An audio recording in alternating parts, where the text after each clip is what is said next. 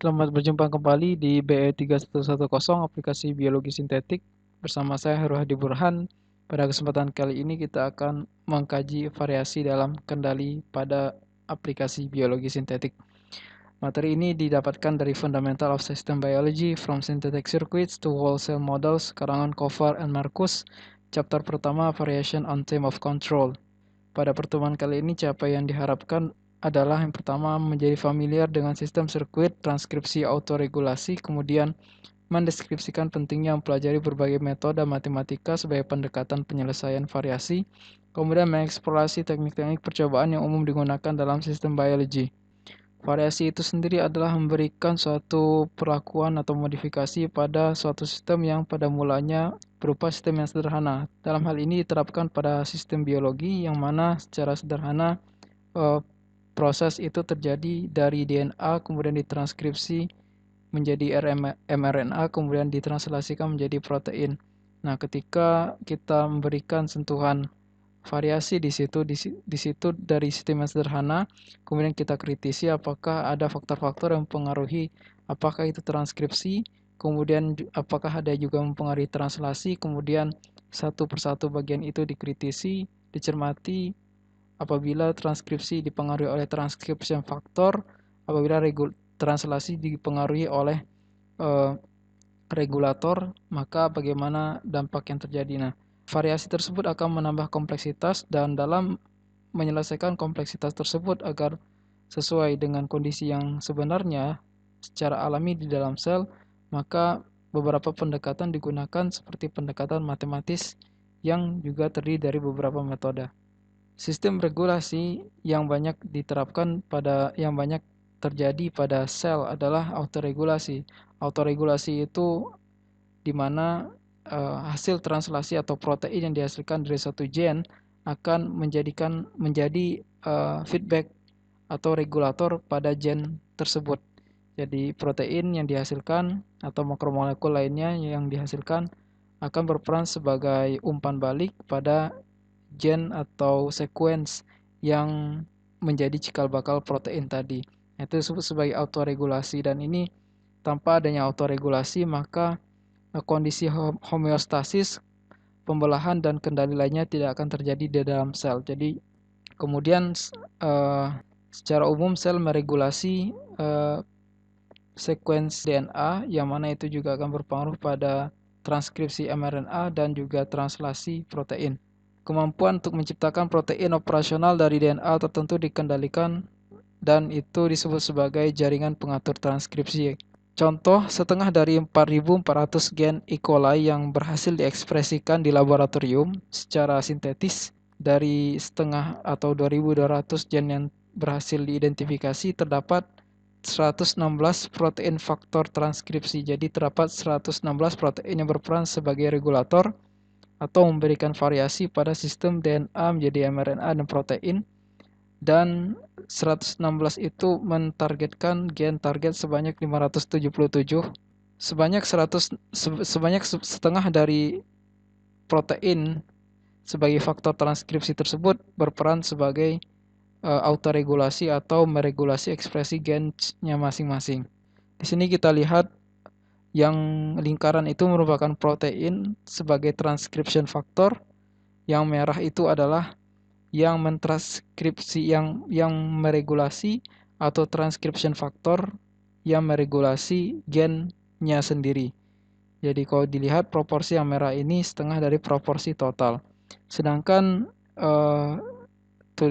keterangan nama di sini merupakan yang bukan lingkaran, itu adalah sequence gen, daftar atau list dari gen-gen yang ada di dalam E. coli. Seperti contoh, faktor transkripsi FNR yaitu gen yang berperan dalam proses reduksi nitrat dan fumarat pada E. coli. Seperti contoh sebagai berikut, untuk kondisi anaerob di mana tidak ada udara di situ, maka protein hasil sintesis gen tersebut aktif sehingga berikatan dengan promotor atau operator yang mengakibatkan gen tersebut tidak bisa berikatan dengan RNA polimerase, sehingga tidak bisa berikatan dengan RNA polimerase karena ditutup oleh protein FNR tadi, maka proses transkripsi tidak bisa terjadi, dan ini terjadi pada kondisi anaerob. Kondisi anaerob memicu keaktifan protein tersebut. Nah, ketika situasi berubah menjadi kondisi aerob, di sini terdapat oksigen bebas. Oksigen bebas itu atau protein tersebut lebih suka berikatan dengan oksigen bebas dibandingkan dengan operator yang menjadi pengatur transkripsi pada sekuens tersebut. Sehingga ketika dalam kondisi aerobik, maka protein tersebut tidak aktif dan permukaan promotor tersebut terekspos bebas dan bisa kontak dengan RNA polimerase sehingga proses transkripsi terjadi. Dan setelah transkripsi terjadi, maka akan dilanjutkan dengan translasi dan menjadi protein tersebut tersintesis. Aktivitas faktor tergantung pada kehadiran oksigen. Jadi ini tergantung pada kehadiran oksigen ya. Kemudian 70% dari faktor transkripsi pada E. coli itu sistemnya autoregulasi. Jadi mengatur gen-gennya sendiri. Sisanya dia mengatur gen-gen yang lain. Kemudian dan 70% dari 70% tersebut itu memberikan umpan atau umpan balik negatif. Jadi dia berfungsi untuk menekan sintesis dirinya sendiri. Dan itu disebut sebagai negatif autoregulasi. Di sini kita lihat contohnya lebih detail, di mana di sini terdapat sekuens dari DNA, dan sekuens dari DNA itu ditempel oleh RNA polimerase, mengakibatkan terjadinya proses transkripsi, menghasilkan untaian RNA messenger. Dan mRNA messenger itu ditranslasi ketika ribosom menempel pada mRNA messenger, maka terjadi proses translasi menghasilkan protein. Nah, di sini proteinnya bersifat tidak aktif atau inaktif dan akan aktif ketika terdapat aktivator. Ketika Anda menambahkan aktivator pada medium atau ke dalam sel tersebut, maka ini mengaktifasi protein. Akibat aktifnya protein tersebut, maka protein tersebut berikatan dengan operator. Akibat berikatan dengan operator, maka sisi promotor tersebut tertutup, tidak bisa berkontak dengan RNA polimerase, sehingga proses transkripsi tidak bisa berjalan atau mati. Nah, di sini beberapa eksperimen dilakukan untuk menguji hasil sintesis RNA dan protein yang umum dilakukan sebagai kelengkapan rangkaian proses dalam aktivitas sintetik biologi.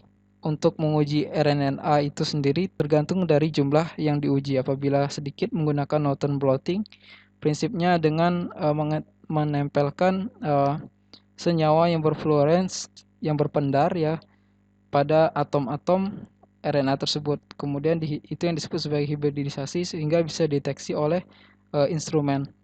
Kemudian semakin besar instrumen atau jumlah mRNA yang dideteksi, maka menggunakan kuantitatif PCR. Kemudian semakin besar maka menggunakan microarray sequencing, yang mana ini juga prinsipnya RNA itu ditempeli oleh fluorens, senyawa berpendar. Kemudian untuk identifikasi protein sendiri menggunakan Western blotting.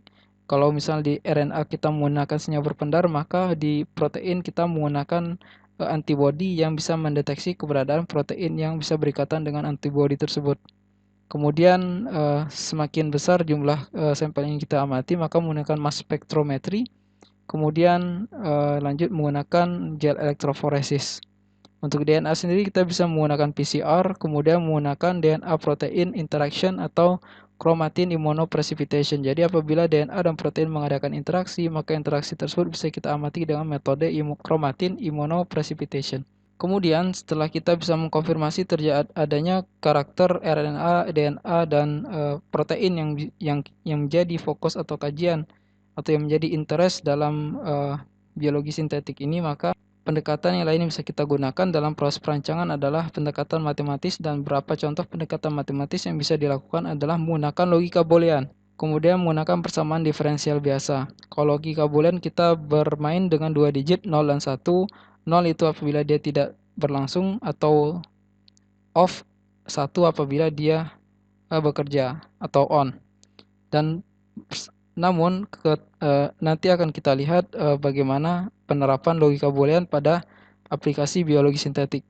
Kemudian berikutnya adalah menggunakan persamaan diferensial biasa yang bisa diselesaikan secara analitik menggunakan grafik, numerik, dan secara stokastik menerapkan pendekatan statistik.